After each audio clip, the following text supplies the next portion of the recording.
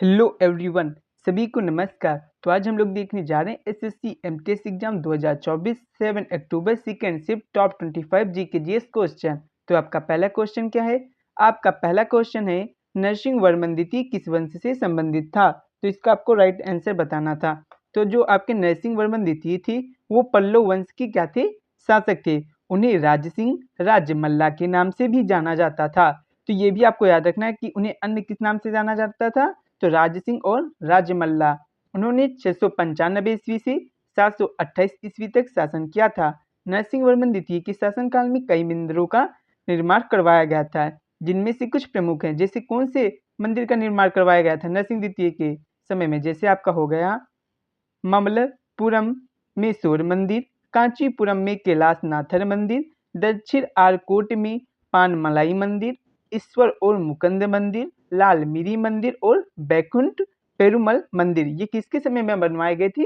नरसिंह वर्मन द्वितीय के समय में बनवाए गए थे। नेक्स्ट आपका अगला क्या है? आपका अगला है आत्मकथा फ्लाइंग टू विन किसने लिखी है? तो फ्लाइंग टू विन ये लिखी गई है साइना नेहवाल द्वारा, जो क्या है एक भारतीय बैडमिंटन खिलाड़ी हैं। साइना नेहवाल ओलंपिक पदक जीतने वाली भारत की पहली बैडमिंटन खिलाड़ी हैं। उन्होंने 2012 में लंदन ओलंपिक में कांस्य पदक जीता। कौन सा पदक जीता था? ब्रॉन्ज मेडल जीता था। और वो पहली बैडमिंटन प्लेयर है जिन्होंने ओलंपिक में कोई मेडल लाया था। कौन सा? ब्रॉन्ज मेडल था। ठीक है। नेक्स्ट आपका अगला क्या है? लाल थनन छांगटे कहाँ के उप मुख्यमंत्री बने? तो लाल थनन छांगटे मिजोरम की उप मुख्यमंत्री बने हैं। वे मिजोरम के पहले उप मुख्यमंत्री हैं। और मिजो नेशनल फ्रंट ये क्या है? एक पार्टी है। कौन सी? मिजो नेशनल फ्रंट, जिसकी ये क्या है? सदस्य हैं। नेक्स्ट आपका अगला है दप्पू नृत्य कहाँ मनाया जाता है? तो दप्पू नृत्य मुख्य रूप से तेलंगाना के निजामाबाद में मनाया जाता है, जो क्या है? तेलंगाना का एक जिला है। नेक्स्ट आपका अगला क्या है? आपका अगला है दप्पू त्योहार कहाँ मनाया जाता है? तो दप्पू त्योहार उत्तराखंड के गढ़वाल और कुमाऊं क्षेत्रों में मनाया जाने वाला एक प्रमुख लोक त्योहार है। यह त्योहार हर साल भाद्रपद महीने की शुक्ल पक्ष की अष्टमी को मनाया जाता है। कब मनाया जाता है ये भी आपको याद रखना है। भाद्रपद महीने की शुक्ल पक्ष की अष्टमी को मनाया जाता है, जो अगस्त सितंबर के बीच में आता है।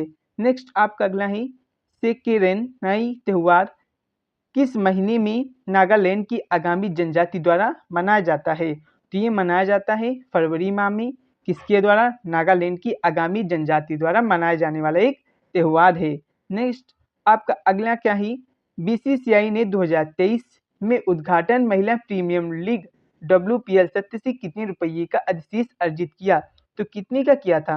तो जो आपकी board of control for cricket in India ने 2023 में उद्घाटन महिला प्रीमियम लीग मतलब वर्ल्ड प्रीमियर लीग सत्य से 377 रुपये का अधिशेष अर्जित किया। वर्तमान में अगर पूछा जाए बीसीसीआई के अध्यक्ष कौन है?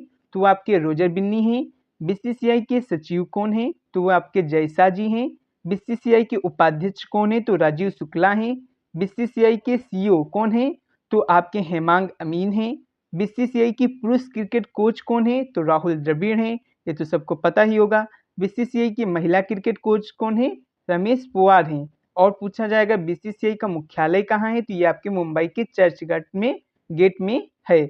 और इनसे कुछ प्रश्न बन सकते हैं, जैसे WPL 2023 में मुंबई इंडियंस ने जीता था, किसको हरा के जीता था? तो दिल्ली कैपिटल को इसने हराया था। और 2024 में किसने जीता है? रॉयल चैलेंजर बेंगलुरु की टीम ने क्या जीता है? WPL 2024 जीता है। नेक्स्ट आपका अगला क्या है? किस कथक कलाकार को 2020 में पद्मश्री से सम्मानित किया गया? तो वो आपकी थी सितारा देवी, जिनको क्या किया गया था? 2020 में पद्मश्री से सम्मानित किया गया था। ये क्या थी? एक कथक नृत्यांगना थी। कथक कहाँ का शास्त्रीय नृत्य? ये आपका यूपी का शास्त्रीय नृत्य है। आपका अगला ही पुरुषोत्तम दधीच किस शास्त्रीय नृत्य से जुड़े हुए हैं जिन्हें 2020 में पद्मश्री मिला? तो वो आपके जुड़े हुए कथक से, जो यूपी का शास्त्रीय नृत्य है। नेक्स्ट आपका अगला क्या है? 2023 का कानून आयुक्त कौन था? ये आपको बताना है। तो 2023 में भारत की कानून आयोग के अध्यक्ष न्यायमूर्ति ऋतुराज अवस्थी थे। उन्हें नवंबर 2022 में 22वीं कानून आयोग का प्रमुख नियुक्त किया गया था। न्यायमूर्ति ऋतुराज अवस्थी कर्नाटक उच्च न्यायालय के पूर्व मुख्याधीश भी रह चुके हैं। तो ये आपको याद रखना था। ठीक है, तो कौन थे वे? आपके अध्यक्ष न्यायमूर्ति ऋतुराज अवस्थी। नेक्स्ट आपका अगला क्या है? आपका अगला है कर्तन दहन कृषि को उड़ीसा में किस नाम से जाना जाता है? तो जो आपकी कर्तन दहन कृषि है उसका नाम बताना था कि उड़ीसा में किस नाम से जानी जाती है। तो ये जानी जाती है झूम कृषि या स्थानांतरित कृषि के नाम से। ठीक है, भारत के अन्य राज्य वहाँ पे भी देख लेते हैं कि जो कर्तन दहन कृषि है किस नाम से जानी जाती है। जैसे आपका झारखंड है, यहाँ पे किस नाम से जानी जाती है? कुरुवा के नाम से। मणिपुर में पामुल के नाम से। छत्तीसगढ़ और अंडमान निकोबार द्वीप समूह में से किस नाम से जाना जाता है?